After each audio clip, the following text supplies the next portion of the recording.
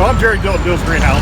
It's St. Patrick's Day. We were inside talking about grass seed and things like that. Now we're outside just to see what happens around here this time of year. We're getting really busy. So we've had 4 semi-loads of product coming today.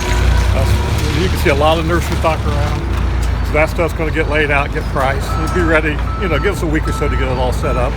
Over there, you can see racks out of Florida where tropical plants came in. It's too early to put those out, obviously. We'll get those unracked and we'll get them priced. So give us a week, because we can't do this all in one day. This is kind of what happens around there. I just kind of want you to see.